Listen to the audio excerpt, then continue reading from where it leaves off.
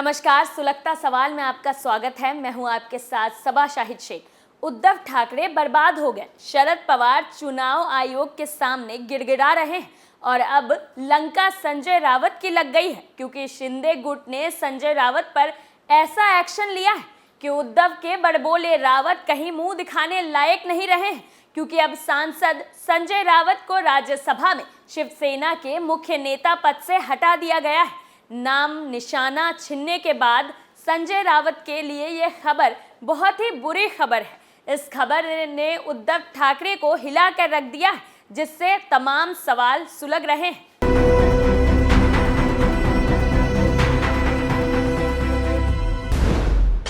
राउत को क्यों शिवसेना के मुख्य नेता पद से भगाया?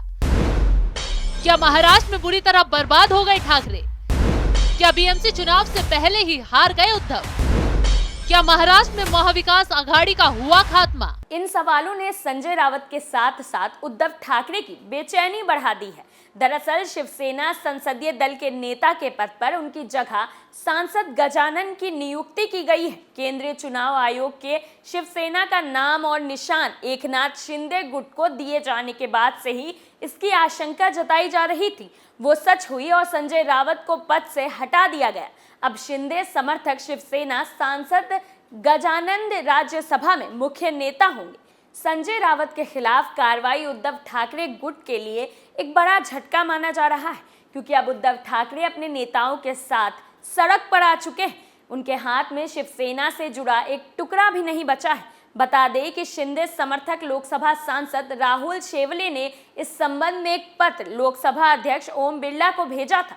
17 फरवरी को केंद्रीय चुनाव आयोग को दिए गए फैसले के मुताबिक शिवसेना का नाम और निशान एकनाथ शिंदे गुट को मिल गया। इसके बाद 21 फरवरी को मुंबई में सीएम एकनाथ शिंदे के नेतृत्व में शिवसेना की राष्ट्रीय कार्यकारिणी की बैठक हुई। इस बैठक में गजानन की नियुक्ति का फैसला किया गया। इसके बाद ही राहुल शेवले ने लोकसभा अध्यक्ष को पत्र लिखा कि शिवसेना की राष्ट्रीय कार्यकारिणी में यह फैसला किया गया है कि संसद में शिवसेना के नेता के पद पर गजानन होंगे। इसके बाद यह तय हो गया था कि संजय रावत का राज्यसभा में शिवसेना के मुख्य नेता का पद जाने वाला है। इस तरह शिवसेना की राष्ट्रीय कार्यकारिणी के फैसले के मुताबिक संजय रावत को शिवसेना के संसदीय दल के नेता पद से हटाया गया और उस पद पर सांसद गजानन को लाया गया। इस फैसले के बाद शिवसेना सांसदों ने जोरों शोरों से संसद में शिवसेना के कार्यालय में गजानन का स्वागत किया। वहीं उद्धव और संजय रावत के खेमे में मातम पसर गया, क्योंकि अब हाथ में कुछ भी नहीं बचा। बता दें कि गजानन 2019 में उत्तर पूर्व मुंबई से कांग्रेस के संजय निरुपम को हराकर सांसद बने। इससे पहले वो 2024 में भी उत्तर पश्चिम मुंबई से लोकसभा सांसद रहे। सांसद बनने से पहले वो 4 बार विधायक रह चुके थे। तो अब राज्यसभा में शिवसेना के मुख्य नेता के पद से हटाया जाना संजय रावत के लिए बहुत बड़ा झटका है। दोहरी मार संजय रावत पर पड़ी है, क्योंकि अब राहुल गांधी की तरह संजय रावत भी सलाखों के पीछे जा सकते हैं। दरअसल संजय रावत ने शिंदे सरकार में मंत्री दादा भूसे पर पैसे की हेरा फेरी का आरोप लगाया था, जिस पर अब दादा भूसे एक्शन मोड में आए और उन्होंने संजय रावत पर ऐसा खुलासा किया है जिससे घमासान छिड़ गया है। रावत की आलोचना करते हुए दादा भूसे ने कहा कि वो शरद पवार के प्रति वफादार हैं और उनके लिए काम कर रहे हैं।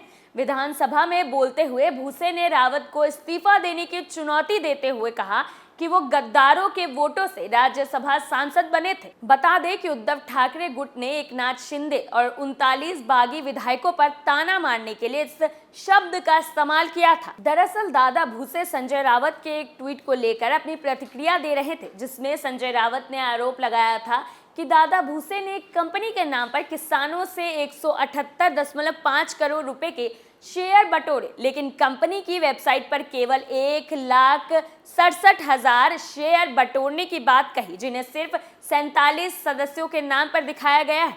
वहीं दादा भूसे ने संजय रावत के आरोपों पर पलटवार करते हुए कहा कि अगर वो दोषी पाए जाते हैं तो वो राजनीति छोड़ देंगे, लेकिन अगर आरोप गलत है तो रावत को राज्यसभा सांसद और सामना के संपादक पद से इस्तीफा दे देना चाहिए।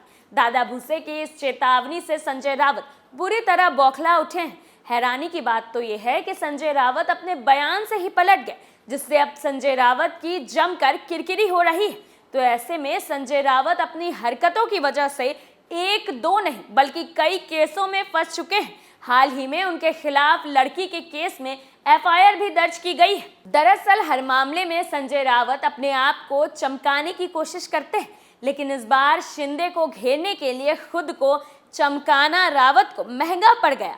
रेप पीड़िता की पहचान उजागर करने के मामले में उनके खिलाफ केस दर्ज किया गया। दरअसल महाराष्ट्र के सोलापुर जिले में बीते 5 मार्च को एक 12वीं में पढ़ने वाली लड़की के साथ 2 लोगों ने बलात्कार किया था। इसके बाद 6 मार्च को पीड़िता पर आरोपियों ने जानलेवा हमला भी किया। इस मामले में सोलापुर पुलिस ने 2 आरोपियों पर केस दर्ज किया, लेकिन ऐसे में पीड़िता की जख्मी हालत की तस्वीर भी सोशल मीडिया पर वायरल हुई। ऐसी ही एक तस्वीर को उद्धव गुट के सांसद संजय रावत ने ट्वीट किया था। ऐसे में बलात्कार पीड़ित लड़की की पहचान सार्वजनिक करने के मामले में बार्शी शहर पुलिस स्टेशन में सांसद संजय रावत की हेकड़ी निकाली और उनके खिलाफ मामला दर्ज किया। वहीं इस मामले पर बीजेपी की फायर ब्रांड नेता चित्रा वाघ ने नाराजगी जाहिर की और महिला आयोग से कार्रवाई करने की मांग भी की। चित्रा वाघ ने गृह मंत्री और मुख्यमंत्री को टैग करते हुए संजय रावत पर कार्रवाई की मांग की थी और अब संजय रावत की हरकत पर पुलिस ने एक्शन भी ले लिया। ये पहली बार नहीं है जब संजय रावत अपनी हरकतों की वजह से या फिर बड़बोलेपन की वजह से पुलिस की रडार पर आए हैं। कई बार संजय पर उनकी जुबान की वजह से एक्शन लिया जा चुका है। फिलहाल वो मनी लॉन्ड्रिंग केस में ईडी की जांच का भी सामना कर रहे हैं। ऐसे में संजय रावत चारों तरफ से मुसीबत में घिर चुके हैं और अब बचा कुचा काम शिंदे गुट ने कर दिया। उनसे संसदीय दल के नेता का पद भी छीन लिया। संजय रावत इस सदमे से बाहर नहीं निकल पा रहे हैं। बीएसपी चुनाव से पहले पार्टी छीनना, नाम निशान छीनना उद्धव गुट के लिए बर्बादी है। अब उद्धव ठाकरे के पास सिवाय हार के कुछ रह नहीं गया है। अगर वो साथी यानी शरद पवार से आगे की मदद के लिए उम्मीद लगाएं तो शरद पवार भी उनकी तरह ही बर्बादी की राह पर खड़े हैं। राष्ट्रीय पार्टी का दर्जा उनसे छिनने वाला है। तो कुल मिलाकर महाविकास अघाड़ी खत्म हो गई है। उद्धव, एनसीपी और कांग्रेस का खेल खत्म हो चुका है। सुलगता सवाल में आज के लिए इतना ही। नए मुद्दे के साथ फिर पेश होंगे। तब तक के लिए देखते रहिए कैपिटल टीवी। नमस्कार।